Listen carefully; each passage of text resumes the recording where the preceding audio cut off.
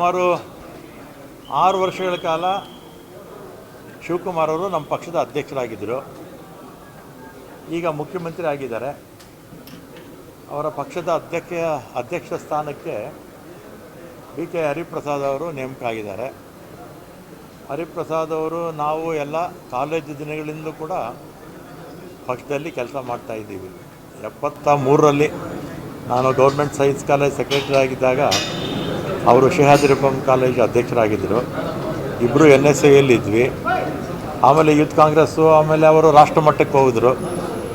ಅಲ್ಲಿ ರಾಜ್ಯಸಭಾ ಸ್ಥಾನದ ಜೊತೆಗೆ ದೇಶದ ಯಾವ ಭಾಗದಲ್ಲಿ AICC ಕೆಲಸ ಕೊಡುತ್ತೋ ಅವರು ಪ್ರಧಾನ ಕಾರ್ಯದರ್ಶಿಯಾಗಿ ದೇಶದ ಬಹುತೇಕ ರಾಜ್ಯಗಳಲ್ಲಿ ಕೆಲಸ ಮಾಡಿದರು.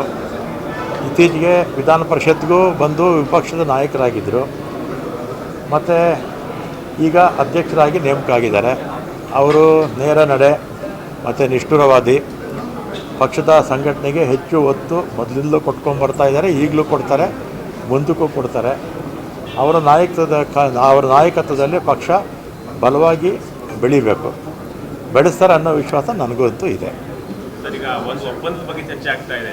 CM DCM ಒಪ್ಪಂದ ಹೇಗಾಯಿತು, ಆ ಥರ PTM ಲೇಔಟಲ್ಲಿ ಒಪ್ಪಂದ ಆಗಿತ್ತು, ನಿಮಗೆ ಬೆಂಗಳೂರು ಅಭಿವೃದ್ಧಿ ಖಾತೆ ಕೊಡ್ತೀವಿ ಅಂತ ಹೇಳಿ DK ಶಿವಕುಮಾರ್ ಒಪ್ಕೊಂಡಿದ್ದು ಆಚಾರ ಚರ್ಚೆ ಆಗ್ತದೆ. ಅದ್ರ ಬಗ್ಗೆ ಮಾತಾಡಲ್ಲಪ್ಪ.